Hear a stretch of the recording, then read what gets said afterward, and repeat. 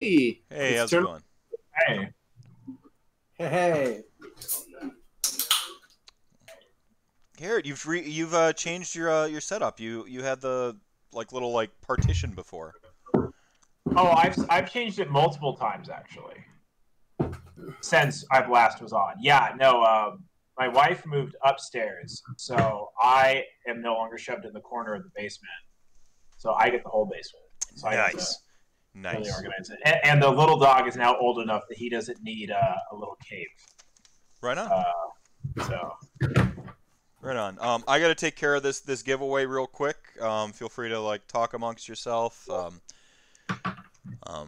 are we live right now or no? Yeah, you're live. This is green We're room to live. live stage. Yeah, this is 27 hours stop for no one. am I allowed to curse and drink? Yes. My Oh, mature. well, I was already. That's what we were looking for. Yeah. All right. Well, So you are building Casarocon too? yeah, for the White Scar. Okay. Well, that's what most of the Indominus box is going to be for me. It's White Scar models. So what are your thoughts on getting those 3D printed or No. those custom? No, you don't want yours to look very white scarry? No, they don't look White Scar. They look Chinese. White Scars are not Chinese. They're Mongolians. Yeah. So, I was talking about the weapons, like having the cool glaive weapons. oh, the glaives, sure, It's but like yeah, they're I would- saying something, but it's in a language I don't understand. Is that French? That's that's Fr- right. Well, it's French. Yeah. I've been trying to learn more French. He just, doesn't. Mr. Mephisto doesn't understand the refined game that is 9th edition 40K. Well, we'll see. If only he had an app so he can learn the language. yeah, but Oh, gosh. if Oh, some sort of app that translated a PDF for me. He could only read Google Docs. I mean, come on. I'm shocked. I'm shocked that a company that makes such a great web or app that's the Age of Sigmar app. Well, let's not say pull great. off that. Let's say decent. It's The a decent. Zir app is very solid. I think Okay, there's. well, Yeah, okay, it's solid. Solid's a good word for it. Solid. Okay, let me rephrase the question. I have Azure. I don't use Azure. I use War Scroll Builder because it's such a better list building system. However, if you count Azure, yeah, it definitely is a very meh app, but it's pretty semi-useful. I use the Age of Sigmar app so much between the My Battle portion of things, the having all my battle tomes on there that I play with at least, and the General's Handbook. It's so useful to me. I don't want to go back to paper books. Don't Yeah, make me me neither. go back. Honestly, what surprises me with the 40K app is the Google Drive thing, because if it's the same dev team that made the AOS app as the 40K app, wouldn't they have brought over the technology of reading a digital rule book in the Age of Sigmar app and just pasted that code over for 40K? Because I know the datasheet logic is probably way different than War Scroll logic, so sure that whole thing can be whatever. But viewing the rule book, that should be similar technology. So I don't know. It's not happening. Yeah, you'd think that there would be. I mean, I get. I'm surprised they didn't just copy paste as much as they could from one app to the other. That's just what I would change. do. That's what I would do too. But they want to make it look different because it's a different format. I get it. As a person who interacts a lot with tech companies, I'm pretty sure their head UX designer quit because and they had to crumble for what the hell they're gonna do with it. Because they obviously had a vision for the 40K app. It just wasn't it looked like it was about 50% complete on the vision. I've heard it said that this was proof of concept more than an actual rollout. So they had their proof. Yeah. Sorry. They probably focused on the datasheet side, because honestly, the way the datasheets are rendered is pretty good. Those look good. And since they focused so heavily on making that rendering technology, they forgot that they needed to render the core rulebook. And they were like, oh shit, we need to launch this today. And so they just threw up in a Google Drive, which is where they store it. And they probably just need to roll out their, PDF rendering view into the. So I don't know. They'll figure it out. They're big boys. Yeah. It's this app is going to go through some rapid development really fast. I just feel bad for everybody who's got their app on the Android store, and then it's going to disappear in 3 or 4 days because they broke teams of service contracts. I mean, well, the big one is the subscription thing. You can't have a subscription service where you advertise you're outside of the, like, you're allowed to sign up for the subscription on the web. That's totally legal. And then you can open up the app and have your subscription pull through into the app. That is totally fine and legal. But having your subscribe button in the app point to that website, that's the part that's not with their terms of service. That's straight up is against terms of service. It's like, the app's going to go away real soon. Oh. It felt like they had it written by, somebody who designed it was like, hey, Games Workshop, you really can't do this. This is not like, okay. And they're like, whoa, we're Games Workshop. Whoa. Yeah, we're Games Workshop. It does feel like that. Like we don't want Google taking 30% of our revenue. No, we'll just get our subscription ourselves. Like, yeah, exactly. I'll make my own subscription with blackjack and hookers. Like, I mean, it is the current plight of the development community. Every developer hates the 30% take that Apple and Google take. They hate it. Year, though. It's only for the first year. Yeah. Well, that's actually a relatively new concept. I guess really it's like 2 years. Yeah. Well, after the first year, it goes to 15%. Yeah. Yeah. I mean, it's still 15. That is, but so people have been fighting tooth and nail to find ways to circumvent Apple and Google on that 30%. I mean, I can't blame him. It's a fairly heavy toll to take to use a platform. Yeah. Especially since like when you consider it like your success on their platform is their success as well. Effectively. Yeah. But technology. Yeah, technology. I gotta say, man, when you're one of 2 games in town, I guess you can write the rules. All right. Exactly. So the winner is actually King of Heretics. Oh, too bad for you. He won a sign Old School Nagash by Mr. Menace. Oh, hell yeah. Yeah, pretty tight. That's pretty tight. You want that giant hat? Come on. You know you want that giant hat. Everyone, dude, honestly, I want that giant hat. You want? I would love a giant hat to wear to tournaments like that, man. Okay, so I've only dressed up purposefully, very ridiculously, once so far at a tournament, and that's been SoCal Open this previous year.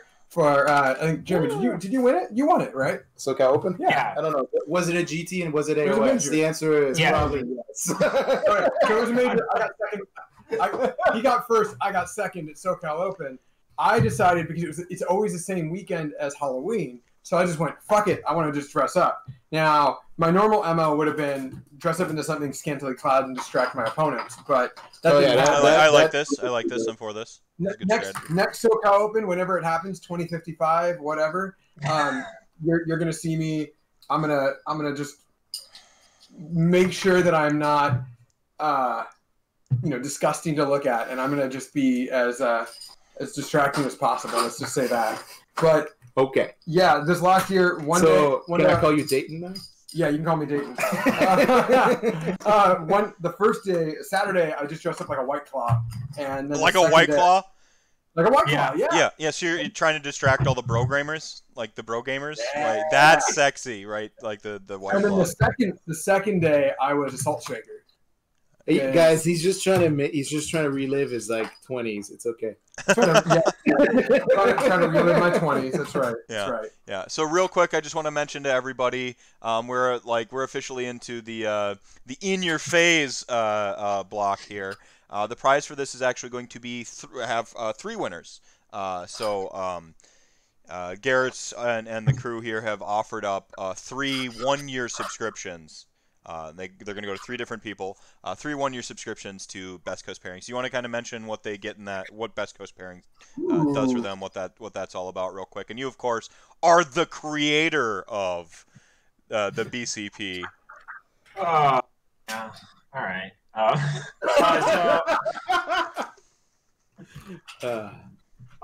mean, I know.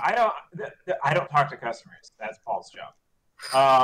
So Best Coast Pairings is the tournament organizing app, and Player app has all of our is where players use to manage their app and the tournaments. And you, with the subscription, you gain access to all of our history of data. You gain access to list searching features. You getting access to stats on the web that we break down from like faction to faction stats and stuff like that. We just released the Casual Game Reporter, which is available to subscribers, so you can just set up a game. We have these custom scorecards that we built. That actually just got released this weekend on the web, and it should be coming to the apps shortly soon. And then what else do you get? You get access. You accrue points over time that you can. Sorry, you accrue points over time that you can use to get coupons for the Frontline Gaming store. You get 10% off. Gosh darn it! Oh, So we get. It's a wild check. A wild chuck appears. Yeah. hey. What's the six? What's up, guys? Do we have a $6,000 mark now? Are you like, because you're cruising to 5,000 right now? Yeah, we're sorry, I was on my CSV file there. I do. I forgot about it. We're on our way to 5K, 47, 39, 69. So thank you for the 69 there. Nice.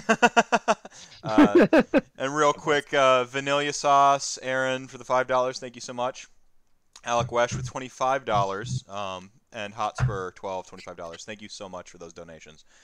All right, I want you to know that going upstairs was hard. After my legs are not working the same. So How long have you been up? Okay.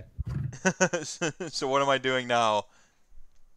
Oh well, we'll do upper body. How about some push-ups? Yay! But I want 10 hand release push-ups. So that's all the way down to your chest. You pull your hands off the ground while your chest is there, and then you do full push-ups. So I want 10 of those. You overestimate my powers, Master. Well, all right. Aim for 10. Let's see where you land.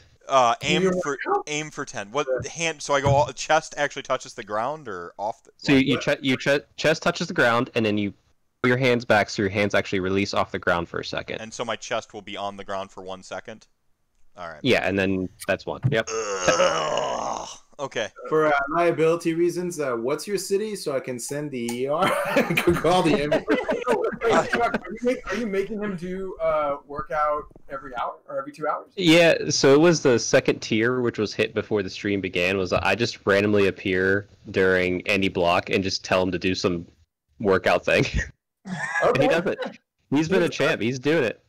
At the start of quarantine, I was doing a few of the workouts that you did on Twitter, and you posted on Twitter, and they're pretty good. Pretty good. Yeah, thank you for doing them. Glad you enjoyed them. I did. Yeah, I thoroughly enjoyed them. The Liberator was fun. I thoroughly enjoyed them. So whose location are you at? Because I see Techless in the background. I see some Sylvaneth art. That's some beautiful art back there. Is that the Obelisk? Or... Jeremy's Dungeon. Jeremy's Dungeon. Okay. Yeah. The French Overlord. So Yeah. Thank you. It's where I keep all my shame. That's where I keep all my shame. What are you That's talking about? That's right. See, damn, that's a lot of shame in this room.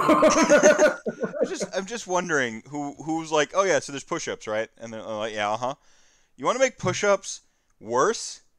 And then like someone's like, yes, that's what I want. Hey, if you ever want to ruin burpees, I don't know how often anyone ever does burpees. If you ever want to ruin burpees in your life, there's something called the Roxanne. When you put on that song Roxanne, and every time you hear the name Roxanne, you go down on a to the bottom push-up position like the burpee.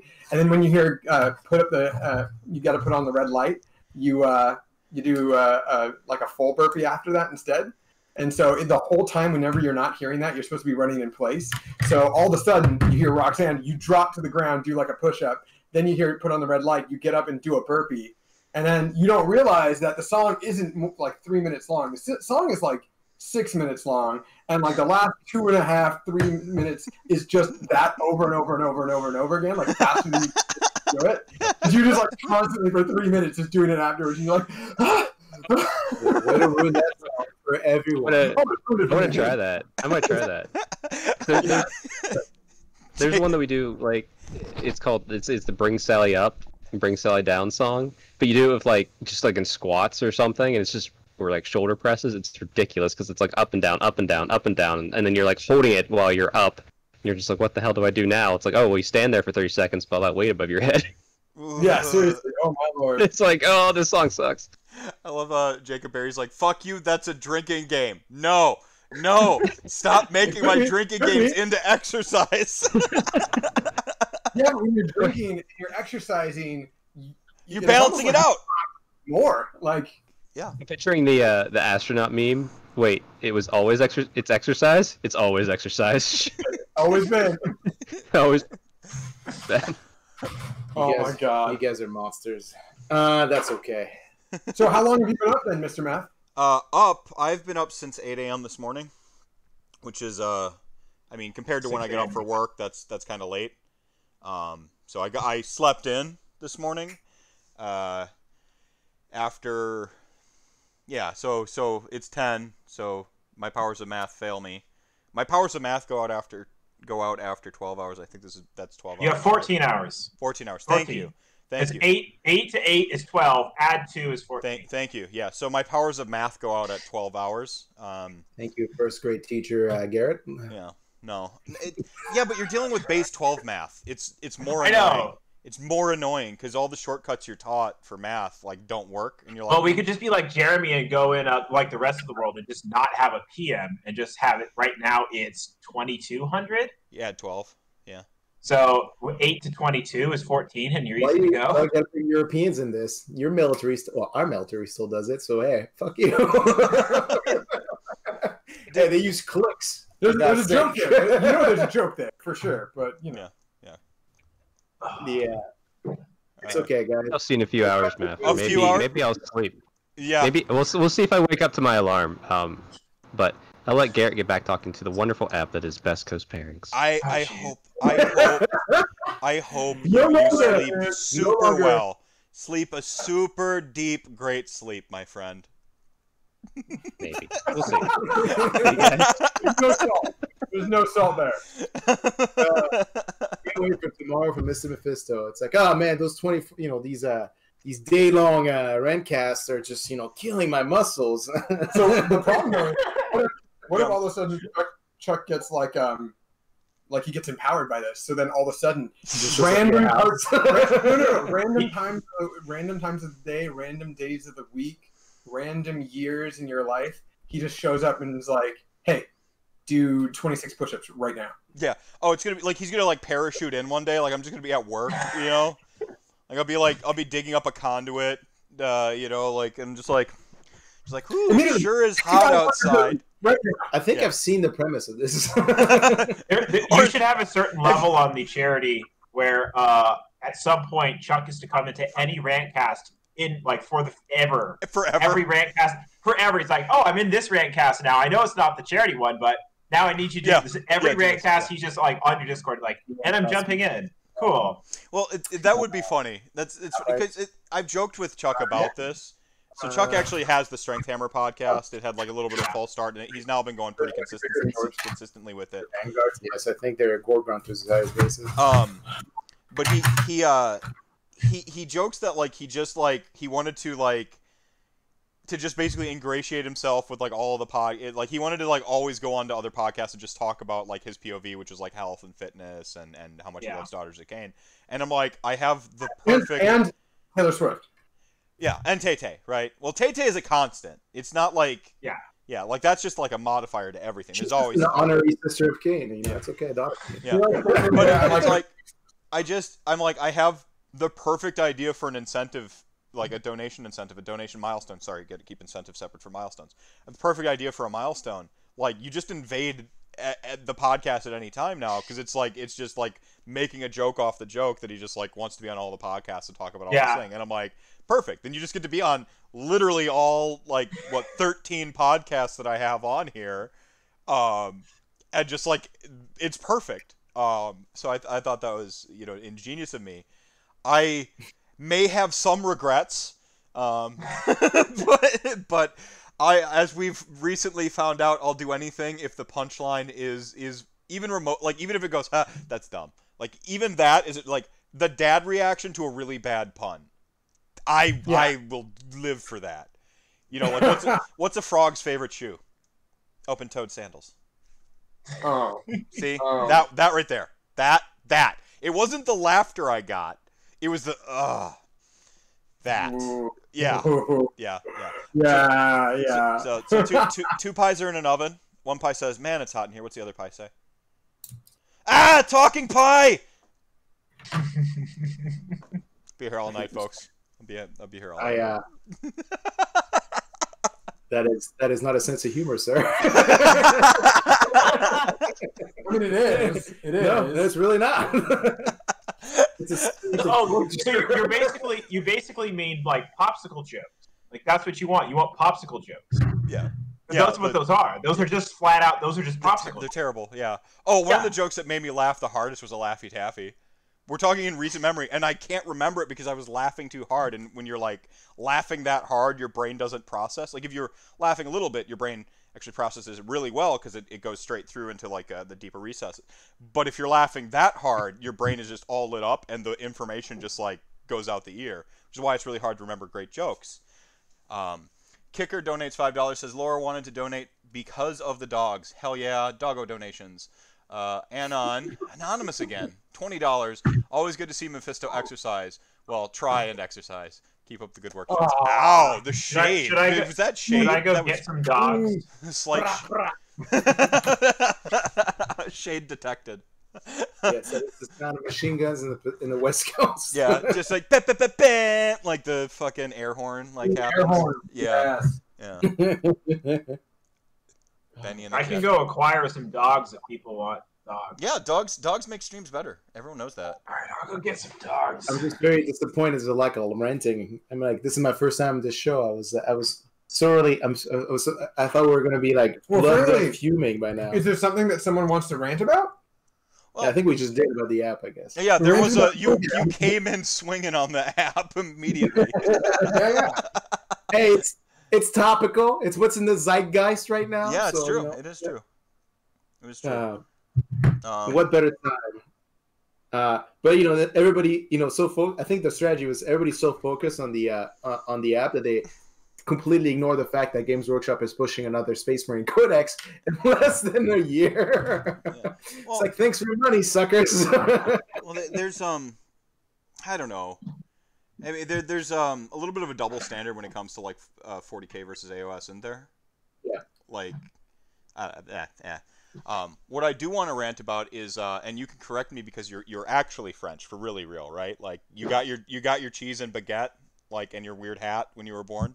I have seen him eat an entire French, like a not a French roll, but I've seen him eat an entire like baguette. That would be. Yeah. I was shocked. I was like, there's like I was shocked, and not in the way of like, oh man, there's a guy eating a lot of bread. It was more like oh my god, he's French and he's eating French bread. Yeah, like he's eating a baguette. I love it. Like I don't know what to do. So Yeah. When I was in high school, I was in 3 language classes. So my love of writing doesn't just extend to writing. I love language. Like I'm a big fan of. That's why we talked about earlier. My favorite word is ampersand. My second favorite is genuflect because they're so specific. But my French teacher, Mojir Mohar, said, and I butchered your language. I'm sorry.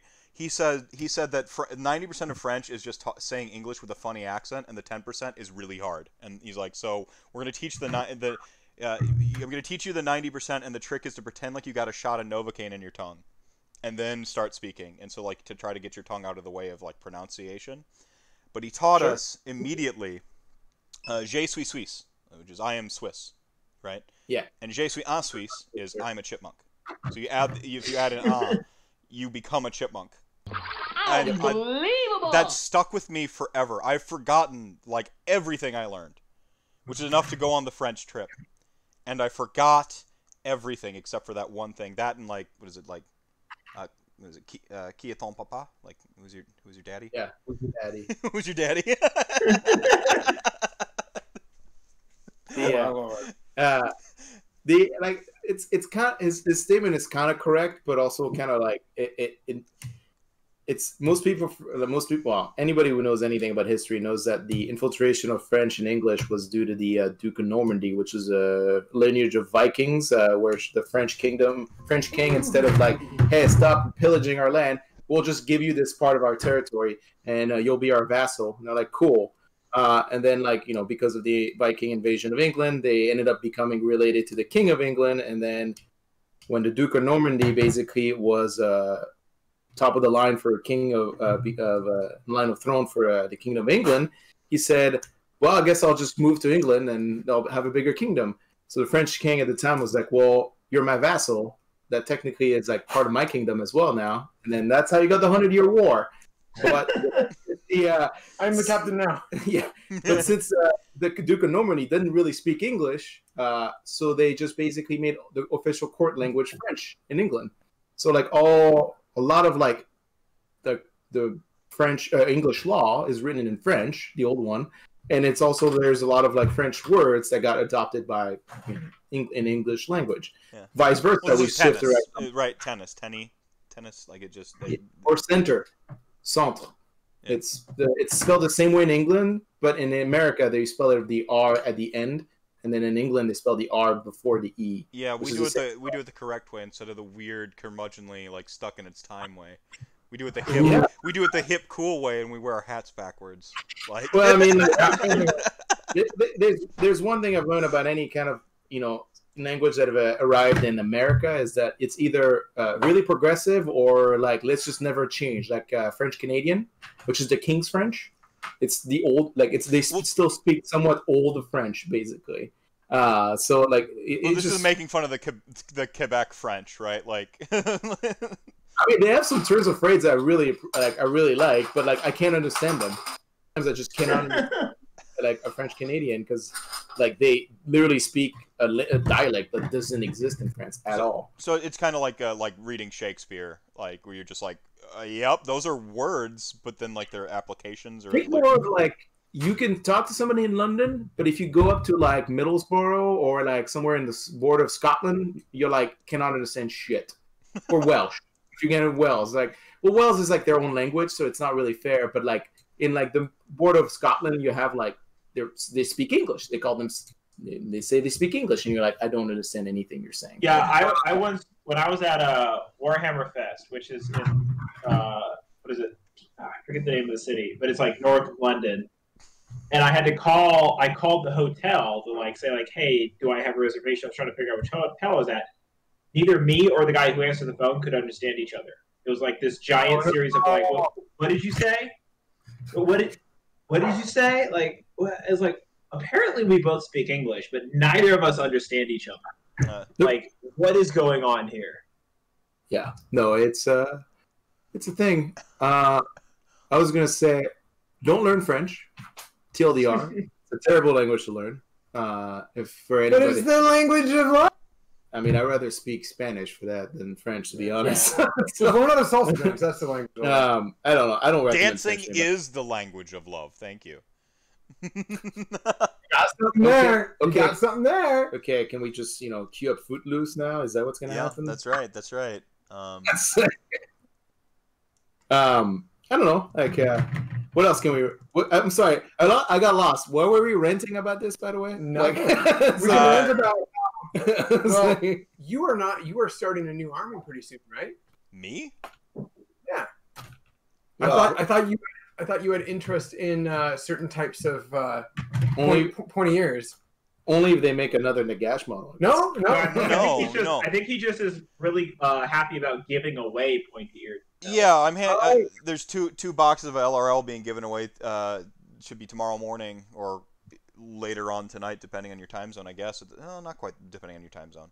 Well, yeah, Tomb King Tristan, I see him in there. He's in the future already. He's in tomorrow. But no, I like the army. Like, I like the army. I think it's a really cool design because I see like the Beautiful Mind design concept where they had a concept of like a tanky tactical army, and they started at A, and at the end of it they got both Ossiarch Bone Reapers and Lumineth Realm Lords. And the paths diverged, but I like the concept of this tanky sort of like no tricks, just fists kind of army. Yeah. Of course, Ossiarch Bone Reapers actually don't have any tricks. They're just called catapults, and LRL does have tricks. It's called spell spam, right? Well, I mean, you can talk about a trick or you can talk about a trap. And if anyone's watched or listened to our podcast and even our conversation before, catapults are a trap, man. You think so? You're still holding the line on that one, huh? Absolutely, still holding the line. I will do a proxy game, 2 catapults against Lumineth, and I'm not very confident against him. Yeah. Fact, it could just be because he crushes you. It could just be because he beats you, like no matter what you play. Could. But then again, like there's okay, you know what? Yeah. So the reason why I've become such a more proficient player is because I go up against him and he keeps on like teaching me these fucking lessons. And like what was it? Someone mentioned in our last chat was Dayton. Dayton was like you're like maybe I don't know. There's something about like I'm weathering like honing my blade with like his waystone or something. Whetstone, like, yeah. He's the whetstone you're sharpening yourself upon. Yeah. Yeah. So, but like as an example, I played my first Rantathon game in 9 months, maybe about 2 weeks ago, 3 weeks ago against him, and the game was over on turn 2, and he was just like, "I told you not to make this move," and I made the move, and he's like, "How many times do I have to teach you this fucking lesson?" Okay, like. I didn't realize. So, how many times are we going to talk about how Jeremy tells his opponents how they beat him, and then you don't listen to Jeremy? Like, why are you still not listening to Jeremy? No, we've been to tournaments where we haven't played each other at all. He's been like, "Alex, remember we're playing this mission. Don't bust your nut turn 1." And then like we reconvene after the round, and he goes, "How'd your round go?" And I either say like, "Oh, I lost," or like, "Oh, I won, but it was like way too close than it should have been." And he's like, "Well, did you do this thing I told you not to do?" And I said, "Yes." And he's like, "Well, maybe you shouldn't have done that." I'm just not gonna comment on this because like it's just it like I get personally like little like not offended but like little hurt when like I tell people how to beat me and they think it's me like fucking with their head. Like I'm just like, I don't think you understand. Like, I enjoy like game, and I tell this to my opponents. I enjoy games which are like at the maximum possible like decision making capability. Like, and if I play against no critique on like players which are like I think maybe not on the same skill level as me, but it's like if I'm playing somebody a lower skill level, I want them to actually learn something. Well, you switch to the instructional. This is that instructional mode. We hear this is. I think this is what the terminology we started using is. Do you want me to just crush you, collect my win, shake hands, and go grab another beer, or do you want to instructional? You want to learn something from this. And my biggest problem is a lot of players who come at the table against me. The first thing they say it's their army, and they ask for like army advice. I'm like, I don't think it's necessarily your army. Like, I think it's no matter what you play in Age of Sigmar, you can still edge out wins if you just played at a mission like as best as possible based on the matchup you have. I don't know. It's for me. It's just like I just don't personally. I find it personally annoying that like people think I'm like trying to screw with their heads when I do that. But I mean, I do it even on like. Even the top tables, I think even final game, I was like telling my opponent, like, yeah, you probably shouldn't do that. I was thinking of shooting my Grimwrath. I'm like, that doesn't sound like a good idea. I was commentating your game with him. And I remember you guys actually talking about that because I was like watching it with John. Because we were both in the top 8, but I got knocked out on round 6. But sorry, the whole day. Not salty at all. No, you're not salty at all. Yeah. No, not at all. Well, no, it was my fault. But we were watching, and I was trying to commentate, but I was making sure that I could hear whatever discussion you guys were having. You legitimately were like, his demon, his keeper was like at a certain angle. You were trying to tell him where you would put the keeper. Yeah, in like the movement, and I'm like, this motherfucker. Like, It could be your tone too. I mean, like how you tell somebody something is as important as what you tell them. Like learning to ask rather than say, like, oh, like would hey, like, are you trying to do this or asking for intent? Real quick, we got a couple of donations. Sean Benson, $5 says, just keep going, all caps. Kicker, another 5.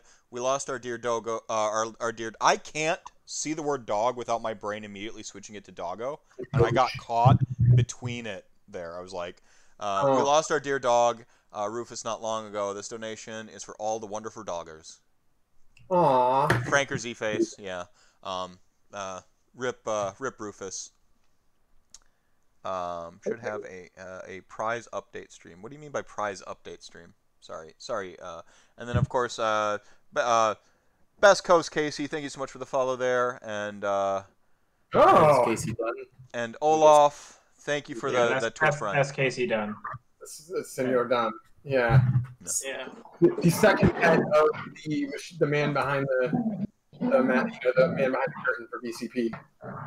Well, Casey's actually allowed to talk to customers. That's like what he's good at. Well, yeah, he's allowed to talk to customers. You're in the dank, dark, like literal basement. You're in the furnace. I mean, this is my office. This is my meeting room. This is where I work. So yeah, I work in a dungeon. Your coworkers are pretty lazy. Yeah, look at this. What is this? This is unacceptable workplace behavior. That's harassment right there. Hey, they're having a meeting. Okay, they're having a meeting. They're just working through some HR stuff. Okay, this is how HR works in the house. I'm sorry to tell you, that is not HR. This is HR in my house, in my company. No, this is giving me my crew. It's Phobos kept. Phobos. Okay. So real quick, we have someone here. Everyone in this is awesome, is cool, but it's new to me. Any chance of a quick intro? We did the intros at the top of the thing, but I think we could do them again. Did we do an intro? I don't think we did. Maybe. Oh no, I just started talking to you guys in a familiar sense. Okay, so everybody should know it. I was introducing BCP, and then man, it ruined it all. I made the mistake of like the BCP intro, and I'm like, oh yeah, everyone like it's the thing where like when I have like larger podcasts or like bigger stuff, I'm like, oh, everyone, if they know who I am, obviously they know who the bigger podcasts and stuff are, but you still it's good etiquette. So I am of course the magical Mr. Mephisto, joined tonight by the In Your Phase podcast. Got two on screen right now, actually joining us from the best coast. Okay. You want to introduce yourselves? Sure. I am Jeremy Visser. Some people know me in the AOS environment to be the guy who won ITC in 2019. Le Boogeyman. Well, that's just a Pacific Northwest thing. My official title is the French Overlord, but it doesn't. That's just because, people like to remind me I'm French all the time. So I was like, I might as well own it. Then I'm a co-host for In Your Phase Media for the podcast / streaming services we're going to be providing. Yeah, we got a small suite of things on the table. And this is fairly new. And then this is my co-host. Yeah, my name is Alex. I am the producer of Wide World of Wargaming, but we are now switching all four of us, myself, Garrett, Jeremy, and our friend John, who is unfortunately not on the stream tonight. We are, the Wide World of Wargaming Age of Sigmar podcast. We are now transitioning into In Your Phase Media, which is going to be a lot more than just the podcast. But podcast is, of course, going to continue ad nauseum. I am someone who regularly gets beat by Jeremy. I am not Alex Gonzalez of Adepticon, though that is becoming less and less of a mix-up as I put myself out there more and more. But I still get emails every time around Adepticon asking me rules questions on my personal email, which I have no idea how people get, but it happens. I think you should answer those anyway. I should answer that. I never have. You haven't? I thought you do. I was too weirded out. I was like, how the fuck do these people get? Well, what you need to do is forward have Garrett make you a forwarding bot. So it's just a script, basic script goes through your email every time it comes. You get one for the Alex G of my region. It just forwards it to his. There you go. Honestly, that'd be pretty great. I probably should. That'd be really funny, and I should probably just collaborate with him on something. Just say it. You could do like an odd couple show, like two Alexes, and like it could be like, yeah, that would be really funny. Yeah, I will have to contact him to see what we can do. The intro could be like there's a chair and it just says like Alex G on it, and you both grab the chair and like look really mad at each other, and then you do the like, the next pan is like the and then like you look at the camera. Yeah, funny. It'd be great. Yeah. Outside of this, I used to be good at 40K, slightly dipping my toes back in the water with it. Last year, ITC 2019, he got first place. I got second place overall. I think you got third, and I got second in the hobby track as well. So I got second hobby track, second ITC. We put out a lot of content. We want to just help build the community as best we can. But I go by on Twitter, I go by all caps Alex, PS Alex with underscores in between. Or Bone Daddy Alex is something that's come about recently because of I, like you, have an affiliation with Death Armies. I mean, yeah. I'm just now building a non-Death Army for the first time. I mean, they're Necrons. That's pretty much. No. These are Necrons. I'm talking about the Seraphon. Oh yeah, I was gonna say like Necrons are. I have Nighthawk. Are you building a Seraphon? You haven't gotten any models yet. You're thinking about building a Seraphon. No, I've bought some. They're in the mail. Okay. Yeah, but I have a Soulblight army, a Legion of Nagash army, a Nighthaunt army, an OBR army. I just don't have a Flesh Eater Corps. It's not really my thing. Because they're still alive. So. And the Bretonnians. So, yeah, it's fine. Yeah. But what about you, Garrett? Yeah. And then who are you, Garrett? I'm also a member of the In Your Face Media conglomerate, whatever that is. Yes, we'll get a giant evil. And I was an old host of the Wide World of Wargaming. I am also one of the creators. One of the main creators of Best Coast Pairings, and I used to be good at 40K like Alex. My time at being good at dipped before his did, and then I was good at Age of Sigmar, and then that dipped again. And so I'm just kind of a guy who plays now and just like watches the competitive scene and loses games. You were the first ITC winner for AOS. I was the first champion of the ITC for Age of Sigmar.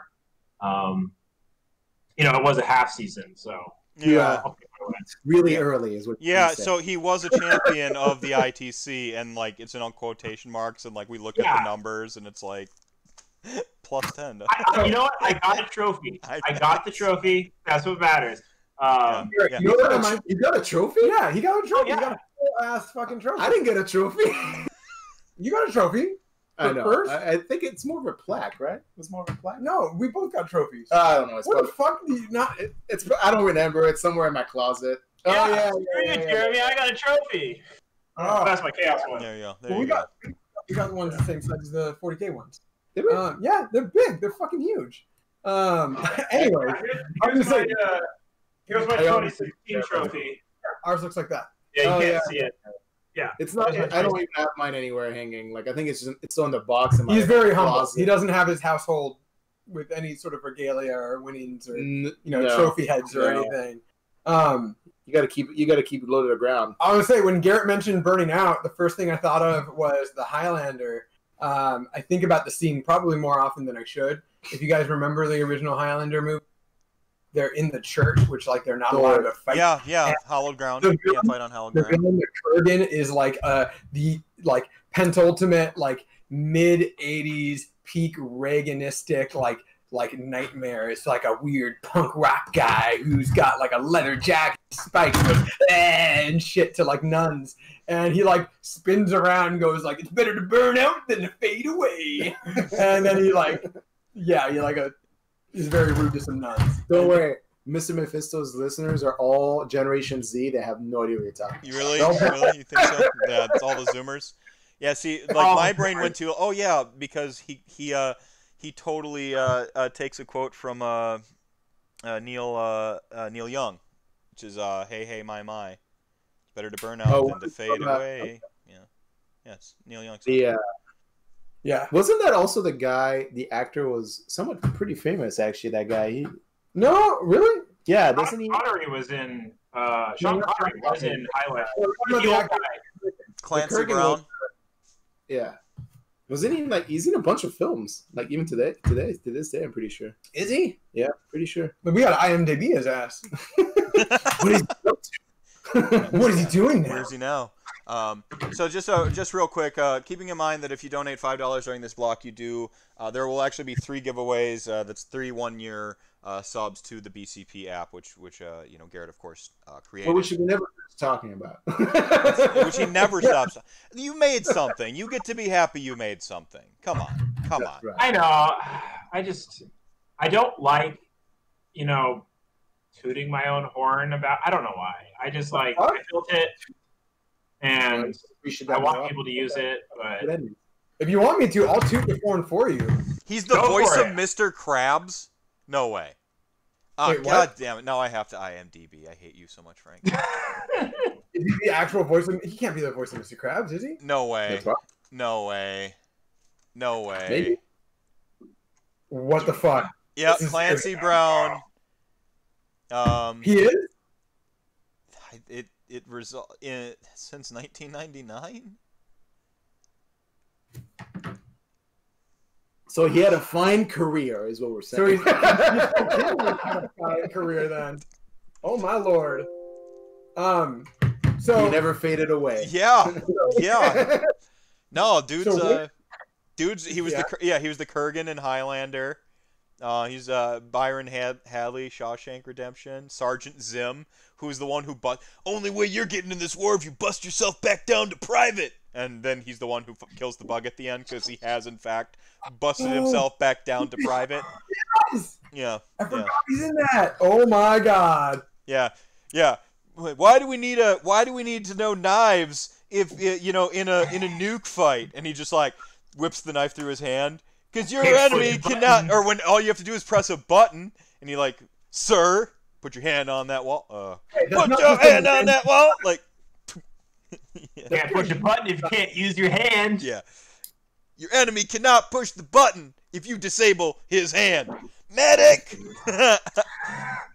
So that's one of my insomnia movies because I had it on VHS. I ended up like just getting stuck with my grandma for like a few months there. When in college, you're like forced to go home during the Christmas break. You don't have to go home for the other ones. You're forced to leave during Christmas. So I had to go home to like just whatever relative was nearby. And it was my grandma's, and all she had left over for my stuff was like a VHS of Independence Day and Starship Troopers. Oh, hell yeah! So I just watched. I see no problems. Yeah, so it's just like every day, like writing and watching Starship Troopers or Independence Day back to back to back on loop. So for like so you had the great college trick. You had the great college trick. You get to go back to college and you could quote the Independence Day speech from heart, right? At that point, I can't do it anymore. Like, yeah, I know, but like you would go back to college, it'd be like a great, party trick. It's like, guys, I will quote this from heart, just straight up, right? Oh yeah. Got all the ladies, right? Like they're like, oh, quoting the Independence Day. The 90s was a weird time. Also, for our audience, a VHA step, because I know you guys are all Zoomers, is a device that lets you watch. Do not insult Chat Gang. Chat Gang has become self-sentient. They will destroy you. We only have one Zoomer. Yeah, I'd be careful. So this is prior to when I was born, but Terminator 2, Skynet goes live in August of 2020. Yeah. So. Oh really? That's the Chinese company named itself like that AI company? I thought it was adorable. Oh, it's like, we like Skynet, but it's not evil. Like it's like, all right, China. Well, it's evil, but it's awful. not the end of humanity through guns. Yeah, it's not that level of evil. It's evil in the sense that all rampant capitalism is a little bit evil. It's not like no, they're communists. They're not capitalists. They're communists. Communism and capitalism aren't like they overlap on a Venn diagram. They're not opposed. Yeah. So basically I wrote Battlefield Earth 2 is what Olaf says. Yes, I did. You can blame me for that terrible piece of crap. You wrote It's not that bad. It's not that. No. The joke is that I watched it. I gotta ask. How long have you been in Scientology then? I was listening to here we go. Now you want some rants. I was listening to the last podcast on the left, and I went back and listened to the L. Ron Hubbard episode. That guy is how? Nerds, we are really dumb sometimes. This was just like nerds trying to get laid is why Scientology was able to exist. And I was able to I've done a really complicated math. That sounds like Facebook. Hold up. I'm just kidding. I've done some really complicated mathematics. I busted out the Fibonacci sequence. I was able to use Pythagorean's theorem, and I stumbled on one thing. Lots of cults form because nerds tried to get laid. I mean, that's not. That's that like doesn't seem unlikely. that's like the science. Like You gotta play with the hand you're dealt, right? If you're a nerd, you gotta sometimes create a cult. yes. Yes, Um, that is effectively how that. Not gonna works. lie, my fiance and I we rigged. I'm sorry, you cut out there. No, we cut out. Yeah, you cut You out there. did, You said, "I'm yeah. sorry, my fiance," and then I didn't hear you. Oh well, it's almost like once a year we go through a thing where we like just go through all the fucking Scientology documentaries and podcasts, and we're just like, what the fuck, and then we just like forget about it, and then do it the whole next year. Well, it's weird. Like I'm not like if you're in Scientology, like I don't want to harsh your mellow here because believe what you want to believe, but to watch it play out in real time, like in real time in a relatively modern context, I'm just like I'm sitting there just like if you had Google, you're just like Right.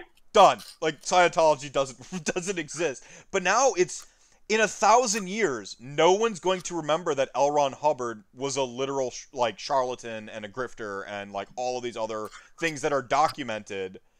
That like they're not going to remember like Australia's motions against him and like Britain not letting him in port and all these like crazy things. Like they wouldn't let him come back on a boat. He made it sound like it was a great sojourn. And it's like, no, the countries wouldn't let you in. And in 1,000 years, all that stuff will like just be swept away. And Scientology, like I'm sure there's a South Park episode on this because they've become the Simpsons. There's an episode on everything, right? There is a South Park episode on No, Scientology actually, Future. Like there's got to be, right? Oh, I don't. Yeah, all I know is that South Park did that episode of Scientology. So Scientologists like hired investigators to investigate Trey and the other guy's name. Isaac Hayes left the show because he's a Scientologist. Oh yeah, he quit. Yeah, Chef quit. He's a Scientologist. Yeah, Chef quit. Yeah. You can believe whatever you want, but or you can talk about Helen Hubbard's grifting mechanism, but it doesn't excuse. I mean, for me, it doesn't excuse their current behavior, right? It's like they have modern day slavery. Your show might get shut down because like maybe they're very powerful. Don't make the nerds mad at me, please. Well, I wish there were nerds. Now they're just basically. Have you met? Yeah. Have you seen the current? But the problem is it's so like the way like like they've structured the thing is like once you're in, and a lot of this is off of LPN podcast. Go listen to it. They do a way better job than I'm doing of characterizing it right now. Not that I get any kickback or they even know who the fuck I am. No. But they do now. yeah. No, they did this thing like where like essentially like you're sort of like there's this old like 90s flick and it might have been a direct to like TV movie called like what was it called? It was like called Skate Gang or something like that. And they had this quote, "Once in, never out," and they blade because remember we had that period where we were obsessed with rollerblading, right? Oh yeah, they rollerbladed around in freaking lab coats, like white lab coats, and made like rainbow colored drug, like they had some street name for it. I'm sure, like looking back, I'm like, oh, they're just making meth. But like it was like rainbow colored drug, and their whole thing was like once you're in skate gang, once in, never out. Like freaking Scientology kind of like does that, like where you get so entrenched in it, like you're raised that if you're in the Scientology church, you raise your kids Scientology, and like you can't get out. If you do, they jettison and tank your character. They go on character assassination. They have literal tenets in their religion about like what are they called? You gain a status when you're no longer one of them, and it's like worse than untouchable. And Christian faith, it's called excommunication. Well, no, there are levels depending on payment too, and like service. No, he's talking about the status in which you're an outcast, which was the same in the Christian faith. It's called excommunication. Yeah, still is. Yeah, I don't know. Mormons like to use it a lot. They like to excuse. Yeah, thanks, Joanna. Yeah, thank you. We'll probably hit 600 by midnight, nearly 5,000. Yeah. Okay. Yeah. Yeah. Well, Sorry. I don't want to pan on people's potential like religious beliefs for too long here. No, we don't. I mean, I want to talk about the faith of Sigmar. Can we talk about the faith of Sigmar? Okay, so Sigmar has these nodes that you grab onto, and they tell you how like much of a Stormcast Eternal you could possibly be if you pay him money. And then if you pay him money... Ooh. God damn it. That explains so much. So... The Celis's Prime was just like a mega donor. Is what you're telling me. Explains why their armor is made out of little gold. Yeah. So I gotta say then, you know, as a fellow Shyishan Nagashi dude, Is that a word? No, I think so. I gotta say, what is your favorite lore on death related to stuff in Age of Sigmar? In AOS, I really like the show I was doing with Paul where we were talking. It was a little bit more conjecture and speculation. How, like, they sort of, like, what they've been doing for a lot of the characters that they did bring over from the world that was is try to give them an origin story. If you didn't know anything about the world that was, you just started right now. Okay? You start right now in Age of Sigmar, all you know is Age of Sigmar. Blank slate, all you know is this. You know that Nagash woke up, was under a mountain at the center of Shyish.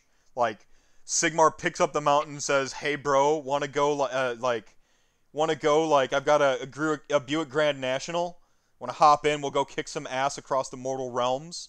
Like, you can be the god of death, right? Like, because I'm making a pantheon. We're getting the band back together." And he's like, "I don't know, bro. Kind of over that lifestyle. But god of death, you say?" So the point we got to was like essentially they took the essence of Nagash from the world that was, which is he is a self-created, self-motivating, self-achieving individual. Like Nagash was wanted to rule, but because of like the culture, as the firstborn, he goes to the clergy, and then he goes there and like he wants to rule the whole time, but he's tasked with the retcon is that like Cetra says, "Hey, invent immortality for me," and he's like, "Yeah. All right, dude. Yeah, because totally I'm making it for you." Yeah, totally, man. Yeah, and like in this like thing, like he steals magic from the elves. Sorry, he negotiates magic away from the dark elves. So like humans aren't supposed to have magic. He freaking just like, "Nah, man, taking magic. Nope, I get this." And then he invents immortality, goes immortal, gives Archon like immortality. Curses vampires and stuff like that. Like, he's so awesome that when he dies, he explodes, and everything comes back to life, or unlife. Like, it's just like this metal, like, really metal story. Well, like, okay, now you just take all that and you throw it away. But what's, like, the essence of Nagash is this, like, deeply, like, ambitious, pretty arrogant, always trying to, like, achieve power, and prove that he is fit to rule. That he deserves to rule. And so we take that, and what does that look like in the mortal realms, where, like, the scope isn't, like, the sort of gritty, like, light fantasy.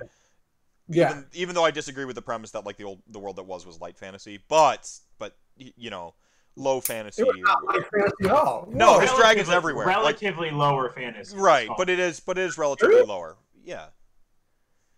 Yeah, like, I mean, you look at, like, yeah, I mean, like, there were big things in existence, but big things weren't happening. Until the end times. I mean, they got there, but at first it was very, like, much a, sort of, like, middling about, like, sort of a stasis of events. Anyway, we fast forward now, and so now you have to create Nagash, self-motivated, aspirant, all these things. And so this comes in the form of Nagash essentially going like, no, I don't just want to be a god of death. I want to be the god of death. So he goes around, and I just assume he just goes around like freaking Majin Buu style, like eating all the death gods until he achieves his perfect form. Well, that's what he did in End Times. Yeah. I mean, he consumed the death wind itself, and then he said and he just picks up where he leaves off in the mortal realms. Except now it's a multitude. It's a multiverse. It's even bigger than the world that was. Yeah. So he goes around and like he basically just like keeps digivolving until he is the singular death god. And like that's pretty rad, but it doesn't stop there. They're like, oh yeah, like never his lust for power never slaked, and this is what Paul and I kind of discussed, or rather this is Paul's take, is that he's not just like trying to be the death god, he's trying to be the world's god. Like, he's been making his, the realm's god. He's been creating this entire like shadow pantheon where like every one of the old like pantheons he has a parallel for within his retinue. Like, he's got Archon as like a shadow form of Necklace or something. Yeah, like he's got like all these, you know, he's got the inversion of he's got the inversion of Alariel in Olander or whatever. Like, you know, all these like sort of shadow verses. So he wants to not just like, he's done the death god. Like, he's like, I'm the death god now. Look at me. I am the death god now. He's going around though, and he's essentially like setting up an entire alternate reality where the end game is everything is dead, no gods but my gods. And it's super evil, but it's really metal. Like, you just want to blast like Kinslayer by Nightwish and just like, yeah. Like, it's... I think that 2+ Tough, they do like really good lore videos, and I think that his way of explaining Nagash was my favorite. He said Nagash is the ultimate order, like Nagash and his forces are the ultimate order army. It's just his order. Yes. You know? And I'm like, you know, it's his like final order, so to speak, you know? Are you making a Star Wars reference? That was not a Star Wars reference, but now it is. It was magical realism high fantasy is what Sajil says. Magical realism realism high fantasy. I think that's a decent. Whereas Age of Sigmar is very much the fantasy's fantasy, to use Frank's terminology there. Like, I get it. This is fantasy of fantasy of fantasy. It's like everything's cranked to 11. I like this. I love the fantasy of fantasy. I love that. Me too. I love this shit. And also, like, unlike 40K, where I think it's a very cynical world. Nothing wrong with that. Like, I love dark art. Like, you know, if you ask me all growing up who's my favorite painter, it was either Edvard Munch or H.R. Geiger, right? Like, yeah, like, you know, just like I love that. Like, I love the sort of visceral aspect, and yeah, you know, so I love dark art. I love a story.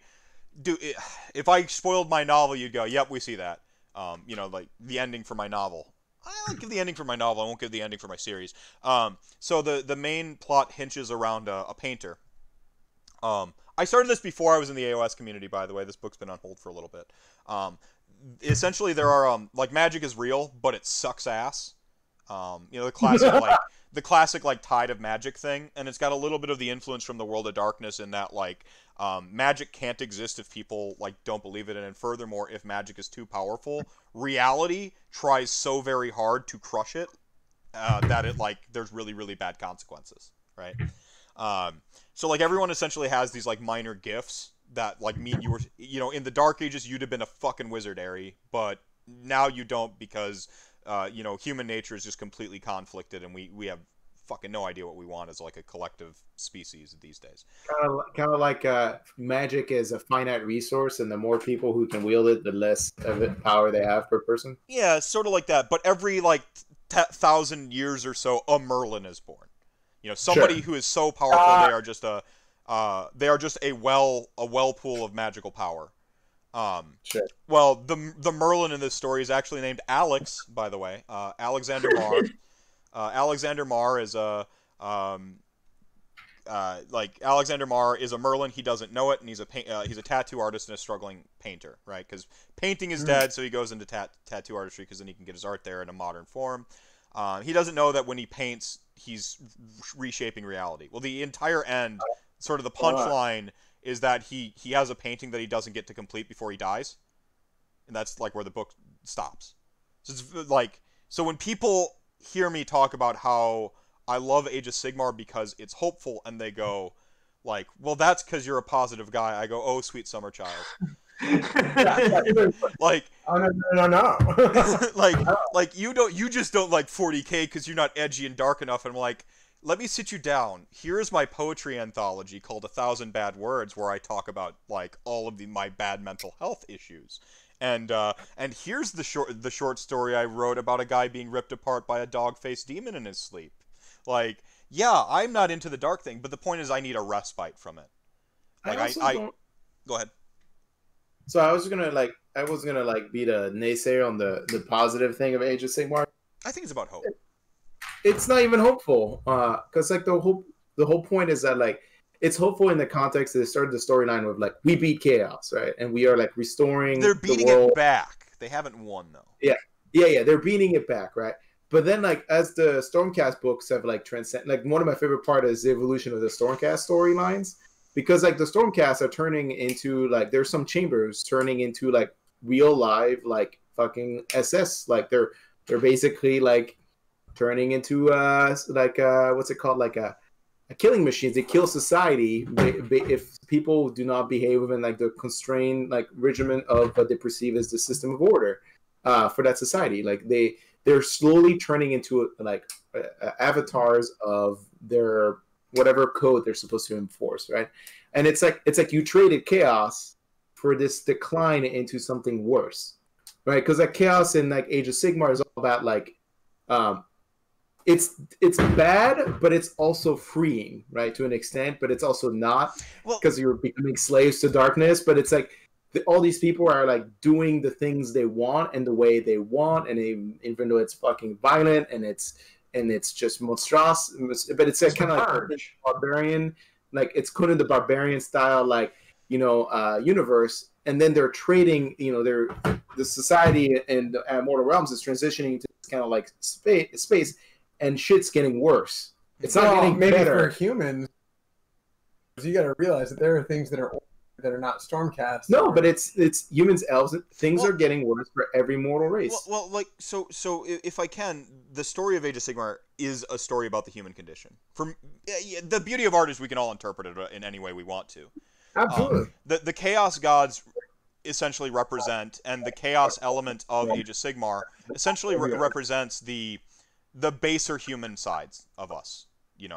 Power, violence, hedonism, right. Our base emotions. You could even boil it down to like the core form, like sadness, joy, like all the like the really base ones. Sadness, joy, anger. Who am I missing? Tzeentch is harder to map. Like just I guess like the ability for the ourselves to try to self-destruct, perhaps, I don't know, but you can map them. They're kind of the base human emotion. That's the base human psyche, right? And order isn't so much order as it is like will, like this notion of will. Death sort of has that fatalistic aspect where like things would be better if I could just get rid of my will, or like if I could just do the regiment box thing, like everything would be super orderly. But then like what's the point if I don't have free will? So you have that axiom of like will and everything being perfect, but right. If you give up your free will, is it okay? You have the baser human emotions of the chaos, and the destruction for me represents outside of yourself. The elements, a tornado comes, right? Like at your house, you're conflicted in the base sense of chaos. The chaos is your baser human emotions conflicting. You're having a battle of will within yourself, death and order, and then a tornado hits. And what does that do to all of that stuff? Right? Does the tornado win sometimes too? Right? Like sometimes the tornado just wipes you out. So like I think that it's like a very much like this sort of like human look, like at like what it is to be human. And to like zoom in on these factions is a lot of fun, but I love when you zoom out to AOS and you go like that, and that's where I draw the hope, because the element that drives each of these, a literal thunderbolt of hope comes down, and the conflict within yourself surrounds that hope, right? I mean, any type of generation of hope inside a storyline just doing up different ways. Like, so like, yes, the human condition can be about hope. Written from like an author's perspective, it's just like, well, either I can crush that hope, or I can like sucker. It turns out it's not that, or they can foster it, or to make it worse. Like, but like, so I'm gonna give you some examples in like faction storylines where like things are obviously getting worse. Like Alariel's going crazy. Like that's what's happening in the Sylvaneth book. She's going more into a war aspect and becoming more and more genocidal. To an extent, less nurturing, hopeful, or less nurturing, caring grower of. She's becoming the destructive side of like rampant nature, right? Right. And then in the Sapphire Slayer book, bringing back Grimnir might not be such a good, as we find out through Gotrek's storyline. Grimnir is a fucking douchebag, and like Bobby should not be back as a person. Shocking. Grimnir's a douche. And so like that's another like maybe like that's not a good thing for like the more realms as a lot. You're supposed to be a whack asshole who doesn't care about the lore of Age of Sigmar. What is going on here? Jeremy, could this be like a situation of a pendulum system where like Alariel was originally like trying to be nurturing and then shit happens, so she's going genocidal, and then after she solves her thing, she's going to go back to nurturing. Yes. Like maybe like a lot of these things about like that are like going wrong is just because shit hit the fan and they're having to overcorrect, and then once they have reached that, they're like, oh well, now I can start going back. And then obviously when obviously with like Alariel being nurturing, it probably didn't go over very well when people took advantage of it. Yeah, point. And so that's why she became genocidal, right? I mean, I don't know a whole lot, but I'm gonna. Well, this is the wildfire that culls the forest so that it can grow further. She is currently becoming a wildfire so that it culls the forest so that it can grow better. That's that's Alariel's arc. Assuming what's going on right now is the end point of this narrative, and obviously I'm like moving into conjecture mode a little bit here because like we're currently playing through this portion of the narrative. I don't think it's fatalistic though. Is the difference? Like I don't think they get Grimnir back. That wouldn't be an end point for the story, right? The story would continue. It would cycle, like to use your point, Garrett. Like that pendulum will keep swinging. Now, Now, like with Stormcast Eternals, like the flaw. This just makes them really badass heroes for this setting.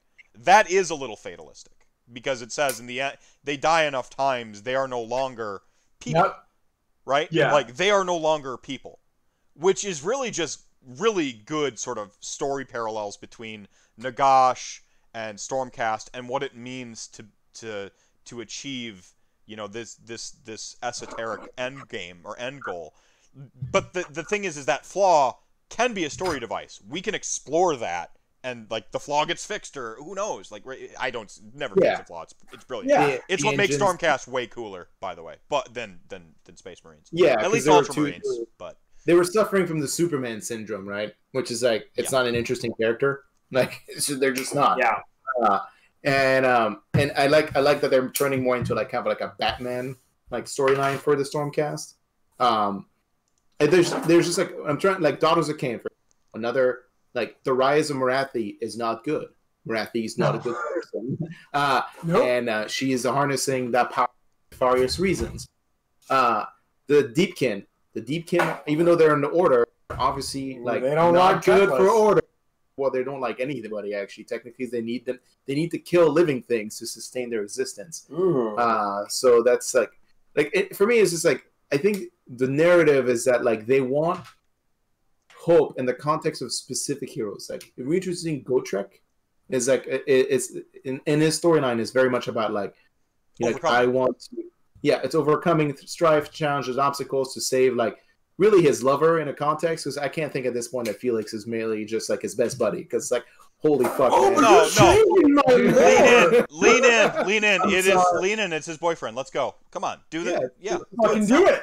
Lean into it. Let's go. It's literally okay. Like, do it. Watch out. And it might get mad. You might piss off Arch. Oh no. Hey, some of the great, just gonna say that like for a guy who just spent like hundreds of years in the fucking realms of chaos, the first thing he's thinking about when he comes back out of it is just like, where the fuck is my dude? Like, where's my dude? Where's my dude, man? Like, come on. Yeah. Come on. Caesar, real quick before this comic gets buried, Caesar says in chat gang here, sometimes I feel the GW writing team wants to sprinkle some grim just to entice odd 40k fanboy. I think that you get the wacky and the grim is just part of the GW brand. Like it's just in there. Yeah. That like Absolutely. Yeah. So I'd agree. I don't know if it's like 40k is certainly the cash cow. So bringing cross-pollinating your own game, sure. But I mean, talking about the wacky versus the grim, let's look at orcs in 40k. They are so wacky. Okay, orc technology only works because they believe it can work. Right? Like, is that grim? That's wacky as hell. Wait, Phil Kelly in the last Warhammer podcast did mention how AOS was more geared to hope, tinged with mortal frailty. I'm basically a genius. There you go, you nailed it. Yeah, I think Age of Sigmar fluff. I am starting to fucking love. By the way, yeah, it's good. I think it's underrated from a lot of it's because they're the starting books, like the God War, the God Beast, and all that. Not that great. Like, they're very generic or something. Yeah, they're becoming better and better at defining. Like they're giving more character to factions and like one of my favorite stories in AOS is Ushuran. Like I think he's like one of my favorite characters in AOS. And if you don't know who Ushuran is Flesh Eater Court lore. It's a Flesh Eater Court lore, but he was I guess like not a lieutenant in Nagash, but like basically because he was his own thing before Nagash. He was his own thing, but he was actually his own thing, not in relation to Nagash at all. Not even related to Vampire Counts. Yeah, no. He was actually very closely related to like Nekarda or Nehakar. Nehakar, yeah. I don't know. To me, like if I was gonna like my favorite thing is like, can I guess like which character that could be from the old world? I think Ushuran is like the Green Knight. I think he's just like you think he's the Green Knight? He's like the embodiment of the Green Knight because like the entire premise. Completely different reasons. Well, I mean, he's like Ushuran is like supposed to be like in his mind, like his sickened mind, basically, to an extent, is like the bastion of like knightly like order and like civility and chivalry, and that's why all the Flesh Eater course think they're all fucking Bretonnians, basically. And that's the curse of Ushuran. But like, he's a very interesting guy because like he goes against Nagash because he thinks he's a knightly chivalrous guy, and he's like Nagash is chivalrous guy. So it's a pretty good, like, I don't know, it's for me it's like it's interesting to throw in a kind of like a Batman style character, but he's also a fucking psychopath. So it's like Batman in Earth 2 or whatever when it's the Flashpoint Bruce Wayne's dad.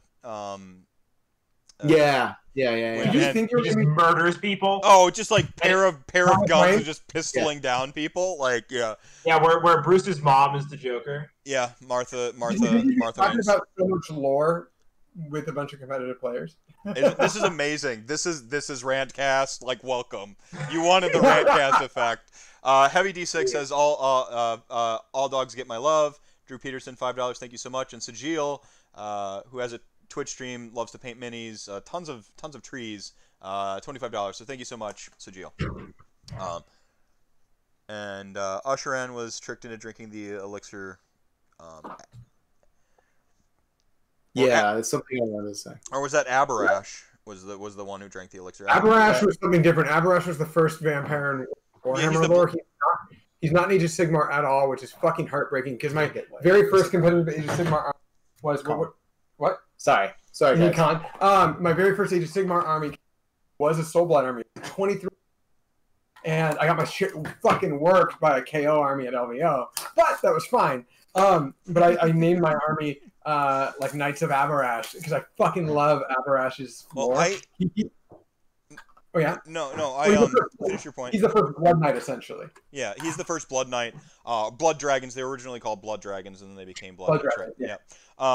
No, I played Blood Dragons in the first Vampire Counts tome. It took everything in me to not play Von Karsteins because they still got the ring as their artifact.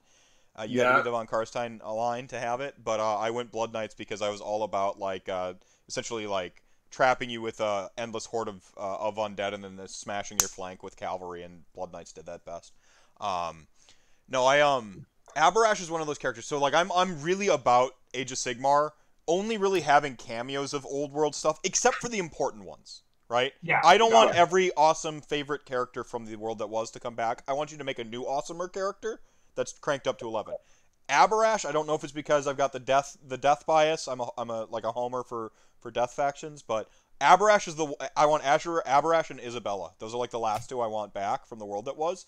Isabella needs to come back and become the Mortarch of Night and like just snap just like teleport behind Manfred and break his neck and say nothing personnel, kid, you know? and then I want Aberash to come back, because when last we saw Aberash, he was piecing the fuck out into a portal with a bunch of Bretonnian knights, supposedly cured of the soul blight because he drank all of the dragon's blood or whatever.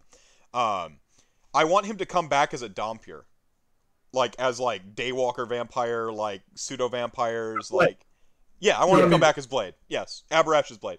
So I want him to come back as Blade and be the gold faction that could be either Order vampires or Death vampires. I think that'd be. So here's the question that I have for you.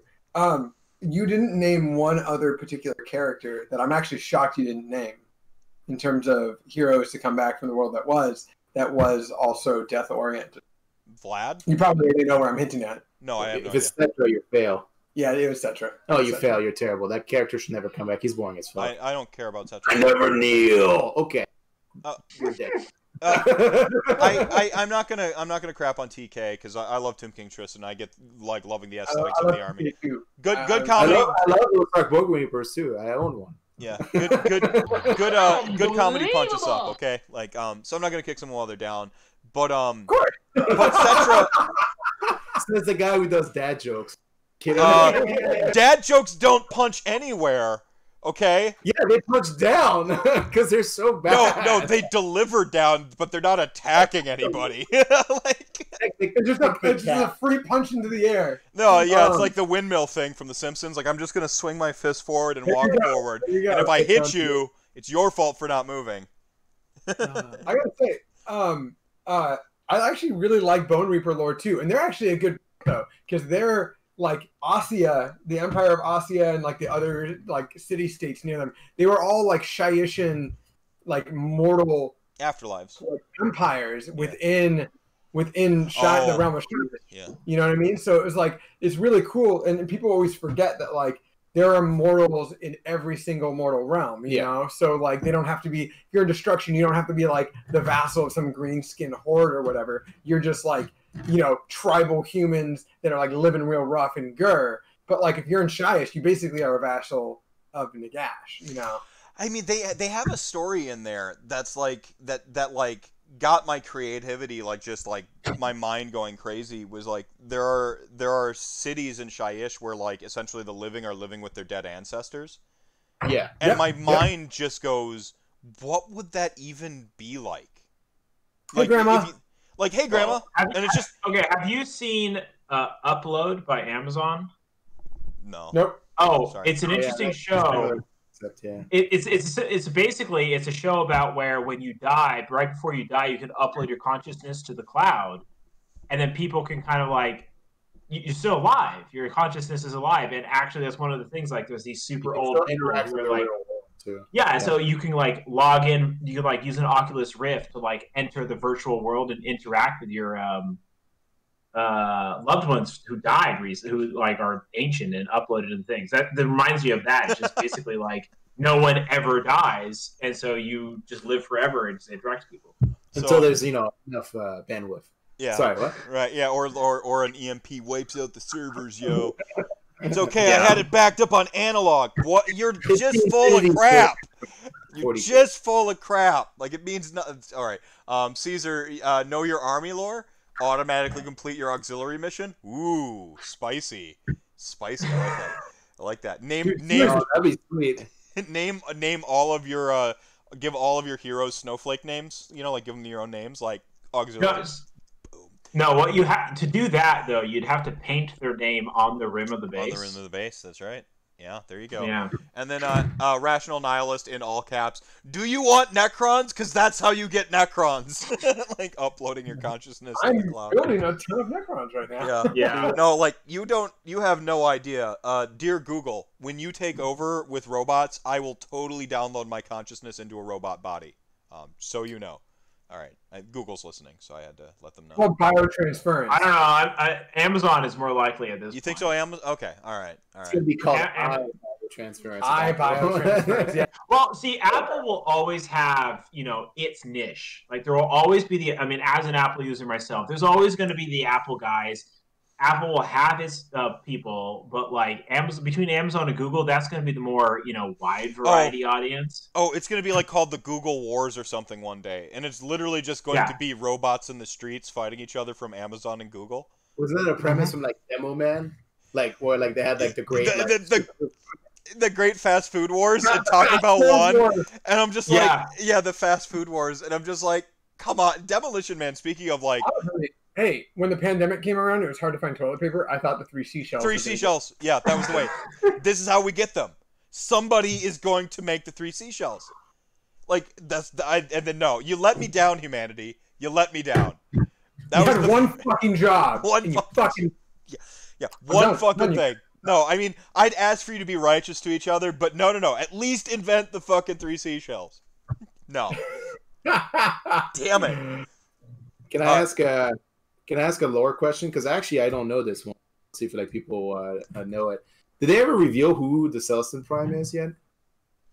Didn't they make allusions to the Celestine Prime being someone specific, or is it just an inside joke? They alluded to it being Cetra for a while, but now that there was a Cetris with the imperishables, we know that wasn't the case, and that might not even be Cetra. That might just be a nod to Cetra. I think that they've been slightly hinting first at him and then at Karl Franz. So the last I heard, and your listeners might totally correct me, but last I heard, they didn't specify, but they kind of went both ways between both of them, and then all of a sudden sprinkled hints of like Balthazar Gelt. Balthazar Gelt is in the one story because there's like he's talking to like. Really? Yeah, in the Soul Wars. I'm sorry, I confused which ones was it? Maybe it was a Malign Portents story. Yeah, he's sitting there. He's talking to somebody named like Balthazar or something, or Balthier, or something. Like he's basically talking to Balthazar Gelt, the Stormcast, and he's like, "Wait, weren't you and Nagash once bros?" Sorry, Nagash. Sorry, checking. Please don't riot. Please don't Rito. He was like. He's like, weren't you guys like once like homeboys? And he's like, yes, we were once homeboys. Like, like. Yes, we were once bros. We were once the most famous. Shotgun, tall cans, and natty eyes. Yeah, and like it's just like cuts to them like in a frat party. Like Nagash would be like the slightly stuffier, nerdy one, right? Like he'd be wearing like a neckerchief or something. He had a raid to get to. Yeah. But I'm gonna say, Games Workshop, if you're listening. Just make sure you make it Leon Loncouleur and not anyone from the Empire, please. That'd be nice.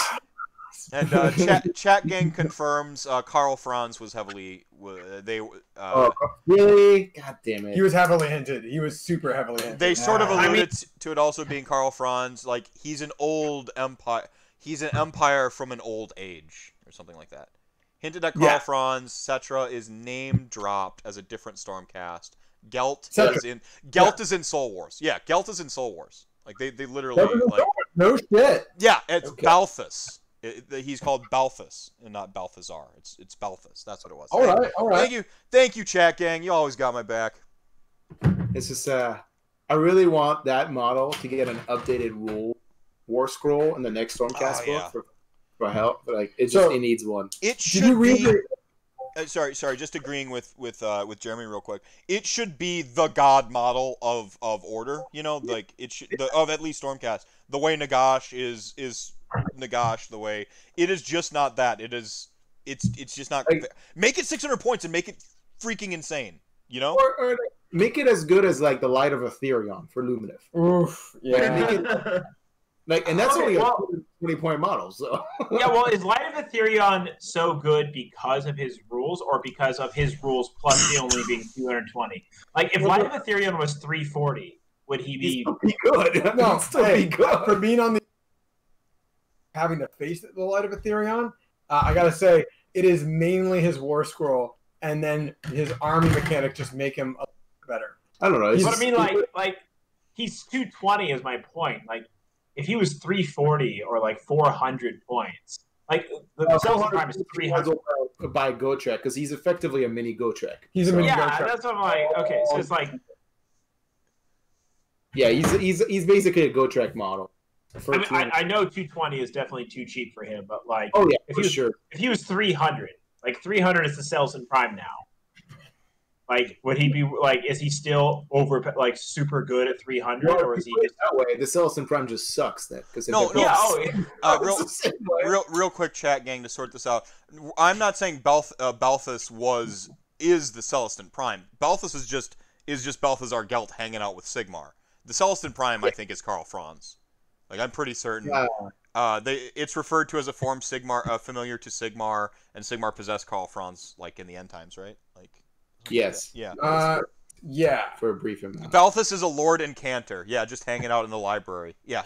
That's real quick. We need to clear that up. Like, we didn't assert that Balthazar Gelt was the Celestin Prime. He was just like talking about like some of the ones the Stormcaster just kind of referenced. But I think are there Lord Incanters or are they Lord Arcana? They're Lord Arcanum. Yeah, but it doesn't. Knight Incanters. He's a wizard, Harry. Man, I love that you just actually'd, like in the. That was a very subtle actually, because I didn't catch the actually or well actually. It was a very assertive actually. Welcome to Garrett, Mr. Technically Correct. Technically, I gotta say, I'm really liking the lore. We've talked about this briefly on Twitter, but I'm a really big fan of like Night Hunt lore too, because it's basically in its own way, it's like copy paste like old Xanastrian text and or Dante's Inferno. Yeah, La Divina Commedia. Yeah, exactly. Exactly, but I gotta say the one disappointment was, well, it's slightly refreshing because I agree having completely new characters is really important. But until the book came out, was convinced that Lady O was actually Isabella von Kashtin. Like, they're not gonna bring back Vlad, but bring back her, and then she's like the lead. More talk of grief because she doesn't have her husband. That feels too ham-fisted for me. Like it's a pretty ham-fisted. Yeah. Like Vlad von Karstein, I don't want him back because his story's told. He died for love. Come on, like just leave him be. He died for love. Well, that was the point. Is that Isabel is now the Mortarch of grief because she's grieving her dead husband. Sure. That's what we were hoping. Or you could have her, rather than grieving, out to murder and punish Nurgle, because she would hate Nurgle so much, and just make her the inverted. So if we go with like Paul from the Mortal Realms podcast theory that Nagash is building his own like shadow pantheon, so that at the end, death is order, right? So we go with that. If you're building he's building a shadow pantheon, someone opposed to Alariel and Nurgle would be this Mortarch of vengeance, not grief, vengeance, just out to just destroy Nurgle. Well, don't know a lot about the lore, but there's like a bunch of Mortarchs that are like 9. So she could be a Mortarch of something that we haven't heard of yet, right? Yeah. She comes in, but I want her to give me give me a strong proactive version of Isabella, because she was always portrayed a little bit more as a MacGuffin in the lore, and I would prefer that she's more of an active hand, and like I just want a girl boss is what I'm saying, like bam, girl boss. Like, you have like many. We got Lady O, and then you have more. Yeah, but he wants Isabella. I want Isabella to be a girl boss. Yeah. Yeah, he believes her story arc would be fulfilled if she becomes a girl boss. That would further her story a lot. Yeah. Yeah. I was just excited girl boss, and then she just shows up with like sunglasses, and she's like wielding a claymore. Like, let's go. That'd be tight. I really like the stories that aren't always just order versus something else. And so I really liked, granted, it didn't work out as the Death fans, in the Death fans' favor in a way, but the Wrath of the, Wrath of the Everchosen. Yeah. I really liked it because it was like all these Chaos Lords being like, what do we do? Like Lady O's just coming in and wrecking shit. And then it's like when they finally got into an attrition game and like made the Night Hunt get into a tricky situation, it was like, oh, the OBR showed up just as planned. But then it I really, really like that up until OP plot armor. Well, Archeon's got his plot armor, right? Like, yeah. Yeah. No, I agree. I actually like the Wrath of the Everchosen because, like, I knew before I read a single thing, I'm like, oh, yeah, Archeon wins. Do you want to know how I know that? Yeah. Do you want to know how I know that? Because he always wins. And it's called Wrath of the Everchosen. Of course he wins. But in a book where I knew he was going to win because he's the worst written character in Age of Sigmar, you can at me at MR_MEPH on Twitter. He just wins. Like, he's just the nerd stomper who just shows up and stomps nerds, and he goes and sits on his stupid throne and gets bored for... This is coming from the guy who just spent, like, 30 minutes describing me the story of Nagash and how he was, like, you know, second son, rising, becoming ruler, and want to be...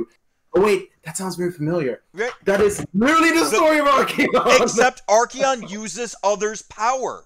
He doesn't acquire it for himself. He uses all... He just stole the elves' power. No, he took that. Archaon is blessed with it. Gods grant them the gifts. In a way. So Nagash is the entrepreneur coming from rags to riches, while Archaon is the trust fund kid. Is that what you're saying? Yeah, exactly. No, except Archaon starts out a barbarian too. But yeah, he's got it easier in the end because he's got like 4 trust funds, and Nagash is himself the death god, right? Yeah. Mm-hmm. Nagash is fully... But my problem with Archaon isn't Archaon's story. I actually think Archaon's story, like, hey, baby, want to kill all the gods, is pretty sweet. Like, it's very Final Fantasy Tactics. We're going, like, deep rabbit holes here. Super rant cast. Yeah, so, like, have y'all played Final Fantasy Tactics? Or Chat Gang, have y'all played Final Fantasy Tactics? Nope. Nope. Okay, Final Fantasy Tactics is basically... there are a bunch of Zodiacs... yes. Yeah. So just a real quick synopsis. Final Fantasy Tactics is there are a bunch of these Zodiac stones. They're all powerful, blah blah blah, and the church like kind of worships them, and wants to acquire them. Well, it turns out they're all possessed by demons, and God is evil, and like the church is an asshole. And like Ramza basically goes through and kicks every demon's ass, the main character, every demon's ass, trying to stop a war from happening. The war happens anyway, he loses everything, except for his sister, and then kills God at the end. That's Archaon. It's actually pretty awesome. The problem I have with Archaon is where he just... There's the plot armor aspect of it, where he doesn't really have... Where he doesn't really have any losses, he has no meaningful consequences throughout his entire meteoric rise. Now, I understand you want a big bad evil guy. But think about that scene with Thanos when he gets the Soul Stone, right? And, like, he's sitting there and, like, what did it cost you? Everything. Right? And it's the difference between Thanos in the first of the two Avengers... you got Infinity Wars and Endgames. It's the difference between Thanos in Infinity Wars and Thanos in Endgame. Like, Thanos in Infinity Wars is a complicated character with complicated motivations, kind of winning his way, but having consequences for every victory. The one thing I think you're underappreciated by that character is like the constant like internal struggle he has to fight between all the gods, because like he effectively every god wants to be his god. Effectively, that's the internal struggle that he has to deal with like all the time. So it's like he's trying to basically the point of Archaon. He's such a beam of supreme willpower that he can maintain his like basically his primary drive, which is to take down all gods, because Archaon used to be a priest of Sigmar, and he fucking hates Sigmar. And he learned a great truth, right? And basically, but his thing was like he learned a great truth and gave the double guns to Sigmar, like just 2 guns to the skies, just pow pow pow, like Stone Cold Steve Austin, just like they threw him a couple Archaon Wisers, he slammed them back, and then threw the double guns up at Sigmar. Except then his next step is to go, so like, fuck that god, how about y'all gods? And then like we all got... But that's the play. He's not really a true believer of them. He wants to kill them as much. It's like pull the trigger, bro. You were sitting on the all points and you had Sigmar crushed. Well, he's the carbon copy of the 40k version, which is Abaddon. No, he's the better one because he actually succeeded. But Abaddon always succeeded. That was the secret thing about when Cadia Abaddon won every crusade he's ever taken, and they just never realized it. It was the that was the point. That was the plot twist. It was the Catacross plot armor at the end of Wrath of the Everchosen, where he's like, I died, but now it was like the most DBZ ending. Oh, Catacross is full. But now I know his fighting style, and I'm gonna get him next time. Well, and he stopped the and he what is it? He unseated him and like forced Archaon to go rally back to Slaanesh. So like he gave up space. What they need to do is from here show some wily upstart who thinks Archeon's lost the faith or the cause. Yeah. And like Archeon needs a rival within the Chaos faction, like a direct, actual, real threat, because Archeon should be made to look vulnerable after what is essentially a loss. I mean, it's not like a real loss; it's a cosmetic loss because Katakros like got intel or whatever. They need to have that look have some upstart in Chaos be like, nope, I'm the new Everchosen. This guy's a poser and a hypocrite. He doesn't really believe. He doesn't really believe in the Chaos thing. He's just gonna try to kill him at the end anyway. And have this upstart, and have that upstart just kicking ass. Give him the full WWE Braun Strowman push, where he's just squashing noobs the whole way up, and have this be a long, slow burn story. And then have it get to the point where you're like, oh, this new awesome guy is the new Archeon. He's so much cooler than Archeon. And like, just go ham with it. And then you can have Archeon have that, you know what, sit down moment where he reasserts himself, re-resolved, and like have Archeon taking losses along that way where like this other guy is gaining power, seems to be losing favor, and then you just have like this one moment where Archeon gets his groove back. Because like the fact that he kind of stagnated and he just had plot armor the whole way while stagnating doesn't feel awesome for such a cool origin story. No, it doesn't. I agree with you. The plot armor is only a driver for the story and not for the character, sadly. Right. And they haven't done him any justice in that regard. But I still think like you're not going to convince me that Archeon's not a cool storyline character. I just wish that he wasn't always that guy. Yeah. Okay. Go ahead. Finish your point, and then I got. No, I want more Chaos bad guys. I want more Chaos like end times level bad guys. It can't just be Archeon. Is the point? Right. No. Like there needs to be more Varangard special characters, basically. Like introduce like some other lords of like a Valkyrie. How about a Marauder right now? A freaking Marauder who is just like 40 Marauders in one model, and it's just a freaking Marauder. Like a Dark Oath Queen or something like that. That's just like look at how super badass. Yeah. Frankly, I'm shocked that like they made a Slaves of Darkness army, and a Slaves of Darkness army was a lot of like mortals. I was fucking convinced that they were gonna make an army, a Dark Oath army, and have like a whole new faction of like pseudo Norsca themed like Marauder heavy army that was all themed about like we found the weeb, everybody. He made a Nausicaa reference, which is deep cut weeb. Go on. Nausicaa. Sorry, wait, you heard Nausicaa? He's talking about Norsca. I know nothing about.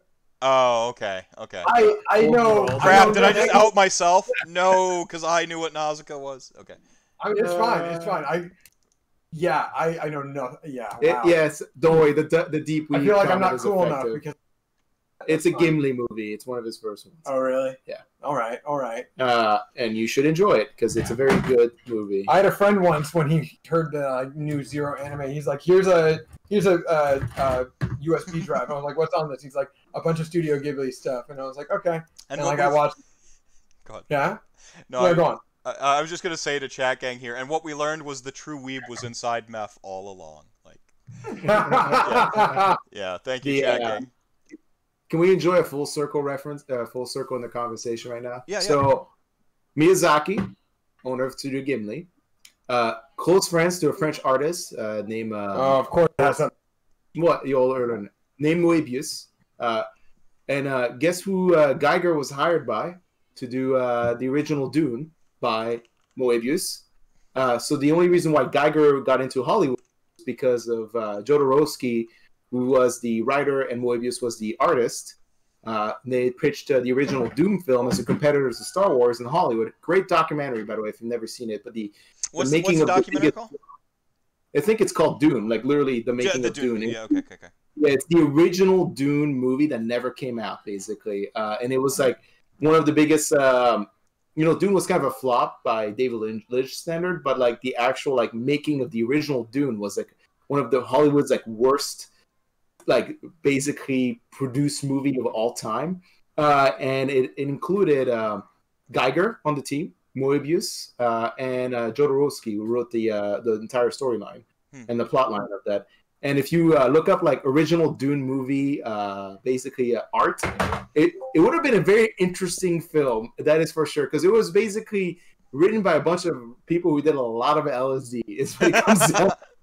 Hell yeah! And that's how Geiger got introduced to Hollywood, and that's how he got put for Aliens, basically, because he was just an obscure artist in like middle nowhere England, effectively. Yeah, so full circle, Gimli to Geiger to original Dune. So anyway, let's all see the new one that's coming out in hopefully this year, right? Some point. Yeah. Fucking whatever.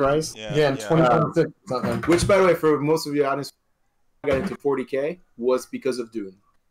Like, I mean, it's so obvious that it takes every note from Dune, the God Emperor. Yeah, I mean, it takes a lot of notes from Dune, but it's Terra. My dad is like a huge Dune fan, and like when I remember like even before Star Wars, I've seen David Lynch version of Dune effectively, and then like when I saw like Warhammer 40K in a game store, I'm like, did they just make a game for Dune? Like, is that what happened? And I was just like, oh no, this is a totally different thing. So that's how I got into 40K. Long story short. No, I like that. Yeah, I've written down Jodorowsky's Dune, so I'll check that out. Garrett, you were about to say something. Oh, I was just saying I'm glad that we got this really competitive segment here where we talk about the competitive aspects of Age of Sigmar. Yeah. You know. Does anyone have any questions about competitive AOS? Yeah, if you got some competitive questions, throw them up there. Dune is amazing. What a fantastic. So how competitive do you think Dune is in the sci-fi meta? I hope it is most competitive. It bred almost the entire genre of modern sci-fi. Oh my lord! So please buff with a second battle movie release. Yeah. It could use some love. It could use a buff. Yeah. I don't know. I hope Villeneuve really writes the new book. Is what I'm saying. Sorry, that's the current director of the new movie. Is he the Matt Ward of the directing community? Well, I don't know. Did you enjoy the sequel to Blade Runner? Oh, I loved it. 2049. I loved it. Yeah, I actually really liked it. Made that movie basically. I liked it more than the. I'm blaspheming here. Apart from Rutger Hauer, I liked it. I liked it better than what's his name? Requiem for a Dream. What's his name? The actor's name. Jared Leto. Jared Leto was a mistake of casting. Not that he can't act, but like the role he was given as this like venerated, like wizened. Sorry, you're not that Jared Leto. He looked like Steve Jobs. Effectively, it didn't work out very well. No, it didn't. He looked shocking. It should have just hired Fassbender and just said fuck it. Yeah, but the like that opening sequence with freaking like Dave Bautista, it's like genuinely a great cold open. And Bautista, Drac the Destroyer, like is acting well. So the director getting a wrestler, which they have the capacity to, but they're so used to being hammy and over the top, the big personality, a lot more of a stage acting style than a film acting style. But to get essentially a very rambunctious stage actor to rein it in. It's fine that he's in the Guardians of the Galaxy flick. That's exactly what you want. You want a wrestler playing that character. It's like when Arnold is the Terminator. It's just a perfect cast.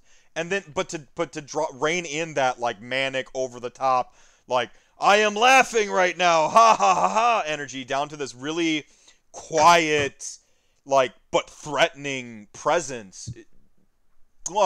I loved Blade Runner 2049. We're talking, it jumped all the way up onto like my top 3 favorite film list. Wow. I put it in the 2000s between that and Mad Max in terms of cinematography, the 2 best cinematography films made. 100%. Which like Mad Max Fury Road? Fury Road. Yeah. In terms of cinematography, I don't think there's a movie that's been on par, for my opinion. And Star Wars tries in a sense, but I think they just failed because the storyline and the cinematography didn't mesh well, I guess, in a sense. Yeah. But anyway, it's not a sci-fi like reference. Just like I think honestly, those two directors have done such a great job in terms of bringing forth the art style with the story embedded effectively. Well, so what you're telling me is Dune has a chance.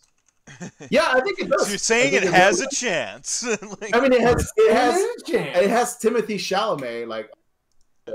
Yeah, like George Miller, director of Mad Max Fury Road, essentially came off the bench after not making movies and just like, I'm gonna show all these young whippersnappers how to like make a Gen X like throwback action flick, because that was during that sort of surge of like Gen X throwback films with like a new Terminator reboot and all that stuff.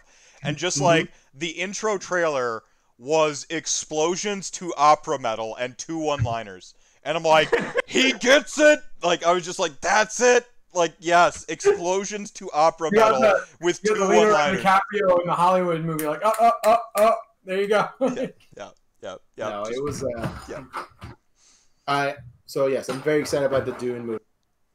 Never read the 40K or any of the, basically any of the Warhammer 40K universe. Do yourself a service and read the series, or at least the first 3 by Frank Herbert, because you'll realize very quickly, holy shit, 40K just ripped off the entire storyline of that book. not yeah. Hard. It's pretty funny. yeah, truly. Because like Frank Dune was like 1961, I think is when it came out, the first one. Yeah, it's a really old sci-fi book. When's the Foundation trilogy? I forget what that. Real quick before I bury this comment way too much, this one was at you when you were asking about competition and any competitive questions. Thoughts on the next campaign book? Well, campaign books have rules, right? Well, they're going to continue the Wrath of the Evertree storyline.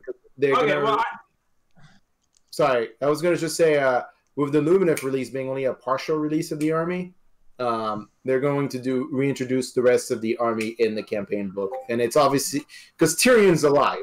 Like Tyrion exists. He's a blind warrior samurai now. We got the story about him getting to the edge of the realm, like seeing some glowing light and going blind, and I'm like, he's gonna come back as Zatoichi and just like carve mofos up. Selenar was a blind spirit. Who the hell's Selenar? It's Teclis's mount. Spirit animal, whatever. Okay. But like the point is, like Teclis is like a fragment of Tyrion's soul now. It's not. So like technically Tyrion is the god of Ish, and Teclis is kind of like the lesser god of Ish, effectively. Like his brother's memory made manifest by his godly might. Is that where they're going with it? Because that's really cool. If he's like a splinter of like Teclis actually doesn't exist anymore. Like Teclis is the projection from Tyrion. That would that would be. So that's what happens in that moment where he goes and goes blinded. Like Selenar finds Tyrion, or I guess the spirits of Ish find Tyrion, and then create Teclis from like memories of. They don't really they heavily like indicate that, but they don't actually flat out say it. Yeah, you're like not sure if Teclis is like reborn, if it's just like a copy clone of like Tyrion's memories of Teclis. And obviously Teclis is in denial. Oh, sorry, Tyrion is in denial about Teclis' betrayal in the end times. Like that's something that's heavily hinted. But they haven't released Tyrion yet.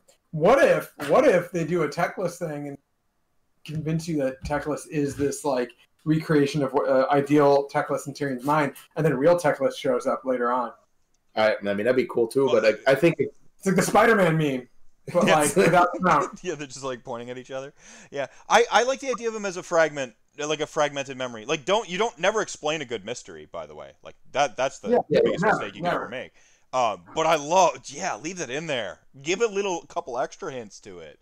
You know, a throwaway sentence about his talking about his memory, and then just like a really awkward like sort of framing where they go to talking about Teclis immediately, and you're like. Wait, when he said his memory, was it literally a direct reference to Teclis? And you're just like, wait, Teclis, cool. That'd be so good. Yeah. I can't wait for like the moment where he's like, they ask him like he runs into Nagash, and Nagash, wait, weren't you the guy that fucking betrayed us at the end time? And they're like, I don't remember that. Remind me of how Teclis betrayed Tyrion. Was it during the? They basically had a huge falling out at end times, basically. Well, they had a huge falling out at end times once Teclis Tyrion was not the Phoenix King, and that in fact Malarian was. Yeah, real quick, chat gang. Good artists borrow, great artists steal. That's right. The difference between homage and ripoff is whether I like it or not. Woo! So we have 4 minutes left in this really awesome competitive lore block. Oh, yeah. No one does this anymore. So donate $5 gets you entered for those BCP. There are 3 of those to give away. $25 over the course of the entire marathon enters you to win 2,900 points of Bone Daddies. You can continue with your point real quick, or continue. Kind of cut you off. Well, I was going to say real quick, we might as well talk about competition, right? Right. Well, before we jump in the topic, campaign book. Answer his question. Next book is about it's the release of the Dark Elves, Malarian, and then the campaign book after that is the release of Tyrion. I'm almost guaranteed like next year we'll get the Dark Elves because they already came out of the Warcry ban, so they're gonna have to come out with the full kit at this point. Yeah, I'm really enjoying them. Anon donated $7.98. Enjoying the lore talk. Keep it going. Also excited for your in your phase podcast, and then Kicker. Thank you. Okay, Thank you. Kicker gave $5, said for Nausicaa and Studio Ghibli on behalf of my wonderful fiancee Laura. That's awesome. I hope that y'all like. Awesome. Studio Ghibli is speaking of mental health. Studio Ghibli makes, with the exception of Grave of the Fireflies, makes me feel better. Great. You know he made like more than one of those sad films, right? But some of them, like Spirited Away, is horrifying to me. As like a Studio Ghibli film, I don't know. There's a character that steals faces, right? Like the whole premise is that. Did you ever read the article about how Spirited Away is like a commentary on sex trade in Japan? Like that movie is horrifying to me. You shut the fuck up. But that's also that the face-eating monster. It's a popular Japanese mythos creature, like the Minotaur and so forth for us. Yeah. It's true. All right, let's have a competitive question before we wrap up. Yep. It's something competitive. What is a good competitive question for the last 2 minutes? Well, you could ask one. I could ask one. What's the best army in Age of Sigmar right now, competitively speaking? Firestars, they won 2019. There you go. 60 Blight Kings. 60 Blight Kings. So 60 Blight Kings. 60 Blight Kings. That's not a list. No, it's not a list. Not yet. Not yet. No, I mean like you could legit run 60 Blight Kings right now. And I know you can. It's just. We'll see if it's any good though. I mean, it looks good on paper. We'll see if it's good in practice. That's my. In the TTS tournament I'm running this weekend, I love how you get more French when you're kind of being dismissive. It's really great. Let's see how like it was so I'm wondering if that's part of the problem with Jeremy is when he's like telling people how to beat him, he gets more French. He gets more French, and so they feel that is condescending towards them. But it's conceivably everyone's seen Hamilton by now. How much of a badass was Lafayette? No. Come on. Yeah. I mean, he was, but he also died a pretty insignificant death in the context. But anyway, yeah, he was good. He was a good guy. I have never seen that movie or show play. Well, it's on Disney Plus. Disney Plus. I know. Watch it. No excuse anymore. Watch it. Is there a website for In Your Phase that I can direct chat gang to? Not yet. It is in development. Facebook page. Yes, go on. Sorry, Facebook and Twitter. I'm a producer. I'm just the guy. Yeah. You're gonna want to check us out. We do have our Facebook open. Our Twitter is also In Your Phase or In Your Phase Media for both Facebook and Twitter. Our website is in development right now, so it's in construction phase. We have one more episode of the Wide World of Wargaming this upcoming Thursday for our final episode within the Wide World of Wargaming, and then from that moment on, we are going to be splitting off. And then the champagne and graffiti comes down. Yeah, you're gonna savor the champagne and like have opinions about how champagne can only be from France. I just want to say that our last episode is episode 75 of Wide World of Wargaming. I got the hand came up. It's you about to. They don't knock champagne. I'm like, oh no. It's not that. Like, if you want to find champagne with like half the cost and still in French and in France, well, sparkling wine, not champagne. Buy Crémant from Bourgogne. It's the same fucking thing, but it's half the fucking price. So yeah, there you go. That's hot take. That's the hot take. That's the competitive wine, sparkling wine drinking take we needed to go out on. We had the whiskey meta from John when he was on, and now we got the sparkling wine meta. Right. That's right. Thank you all so much for coming on. This was a blast. Of course, yeah, it's been a blast. Thank you so much for having us. Yeah. And of course, you know about BCP. I'll go ahead and the Mortarks of Meth block is coming up.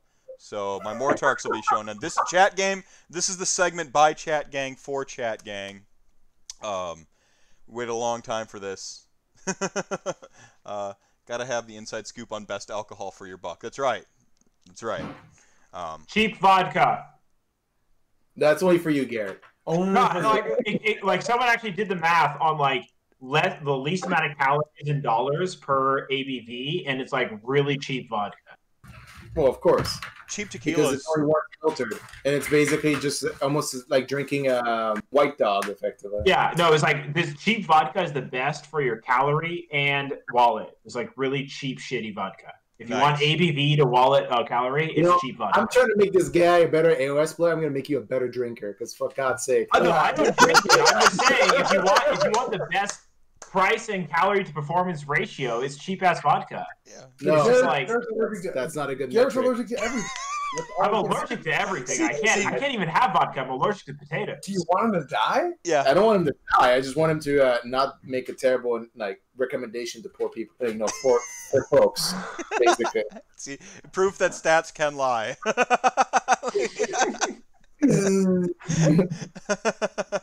All right, gentlemen. I'm gonna go ahead and do this giveaway quick. Thanks again for hanging out with me. Chat Gang, I hope you enjoyed the competitive lore block. Don't worry. Yeah, no, that was good. That was fantastic. You wanted the full rant. I hope I didn't disappoint. I mean, yes, you did disappoint, but that's okay. We'll just have to try. All right. We'll try again next time. It'll be a ball. I see it. Yeah. All right. Later, guys. Part of me wants a second react.